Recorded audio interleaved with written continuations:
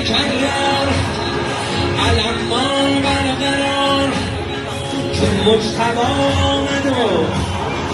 رفت از رو پیکار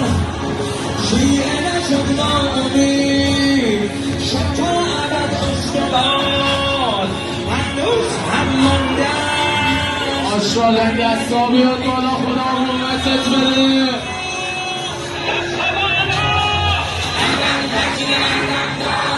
خامنه ای نگهدار